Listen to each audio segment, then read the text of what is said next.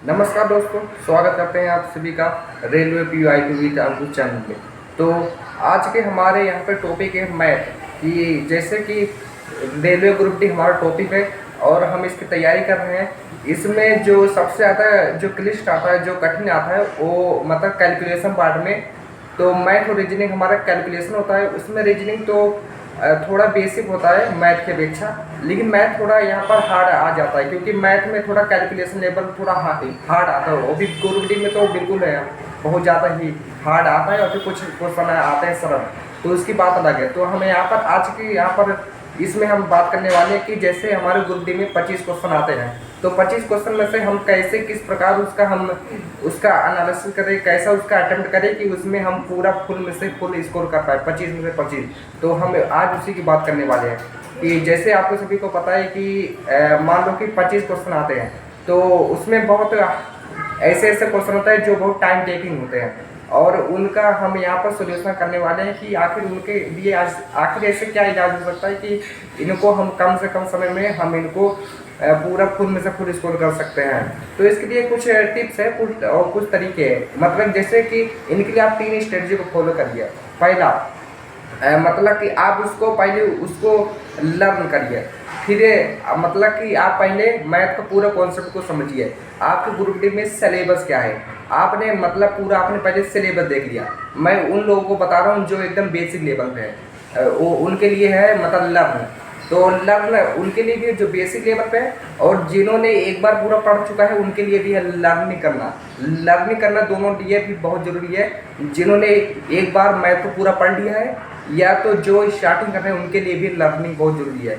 तो आप पहले उसको आप लर्न करिए, उसको सीखिए मैथ को पूरा चैप्टर का। आप इसका एक मतलब दीवार में कहीं भी आप उसका सिलेबस का नोट बना लीजिए, फिर आप उसका धीरे धीरे मतलब यूट्यूब पर या कोर्स वगैरह के बाद तो मैं नहीं करना चाहूँगा, क्योंकि अगर आप मतलब कि अगर आप मिडिल क्लास के अंतर्गत आते हैं तो आपको पता है कि इकोनॉमिकल सिस्टम कैसा होता है हमारा।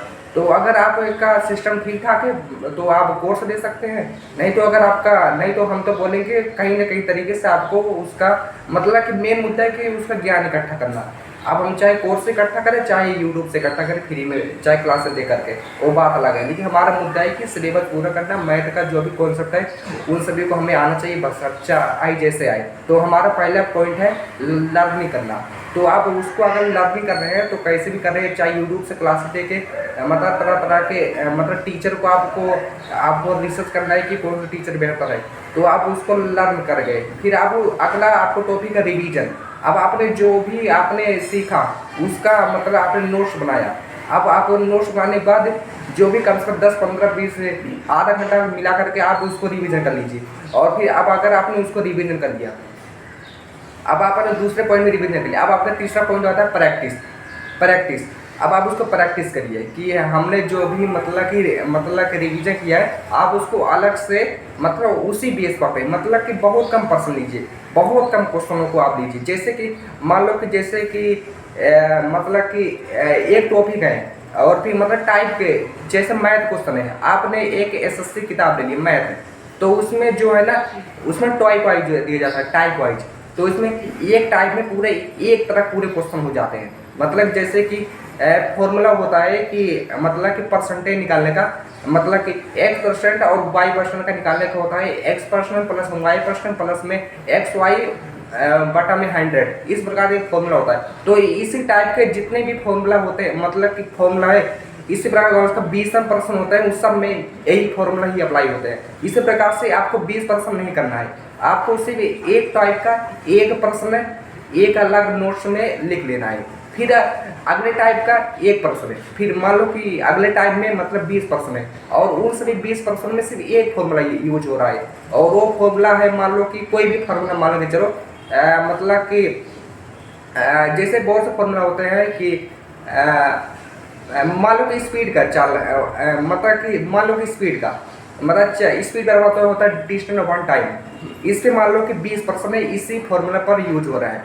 मैं इसी एक मतलब कि एग्जाम्पल लिए बता रहा हूँ, मतलब कि जो स्पीड है वो होता है डिस्टेंस अपॉन टाइम, और इसी पे मान लो कि 20% है इसी फॉर्मूला पर अप्लाई हो रहा है। तो जो होगा ना ये तो इसी एक टाइप का प्रश्न हो गया। तो इसी आप टाइप को आप फॉलो करिए और आप इस टाइप के प्रश्न को सिर्फ एक प्रश्न लिख लीजिए अपने नोट में और उसका आप सोल्यूशन कर लीजिए बस। आप उसको लर्न करिए, रिवीजन करिए, प्रैक्टिस करिए आप। और फिर अब इसी प्रकार सब अगले चैप्टर में चलिए, उस टाइप का एक प्रश्न उठाइए, उसका लर्न करिए, रिवीजन करिए, प्रैक्टिस करिए। कम से 1 से लेकर 2 मतलब 2 प्रश्न एक टाइप के आपको 1 से 2 प्रश्न हल करने हैं बस। और फिर इसी प्रकार से आगे बढ़ जाना है। इसी प्रकार से आप मतलब कि पूरे चैप्टर का जितने भी है 1-2 प्रश्न है हर टाइप के प्रश्नों का आप मतलब नोट्स में जो मेन इंपॉर्टेंट है उसको आप लिख लीजिए। आपने उसका सोल्यूशन कर लिया, ठीक है।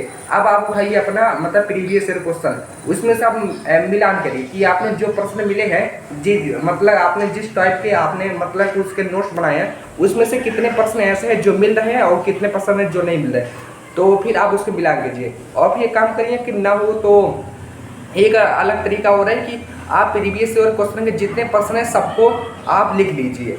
अब आप मतलब कि उसमें से उसका सोल्यूशन ढूंढ लीजिए इंटरनेट पे कहीं पर और फिर आप आपने सोल्यूशन ढूंढ लिया उसका नोट्स बना लीजिए।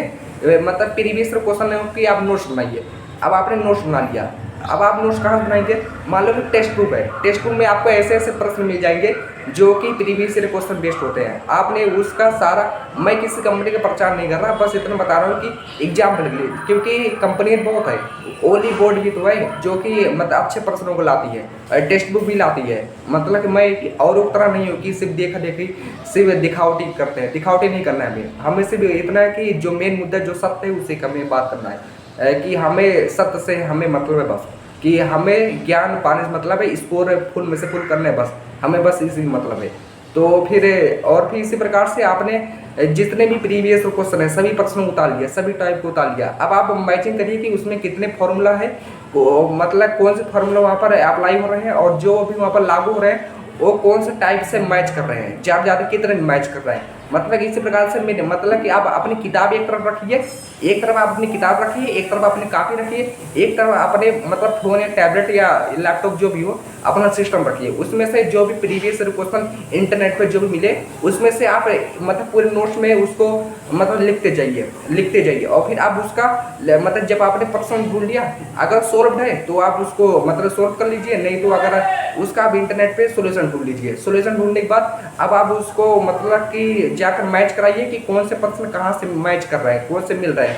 अब आप मतलब कि किताबों में जाकर के उसे प्रीवियस क्वेश्चन को मैच कराइए कि तो आखिर किस टाइप के प्रश्न ज़्यादा है जो प्रीवियस क्वेश्चन में ज़्यादा मैच कर रहे हैं। अब आपको जब आपका अंदाजा लग जाए कि मान लो कि टाइप ए के प्रश्न में आपको 10 प्रश्न देखने को मिल गए जो कि कम से कम आपको 15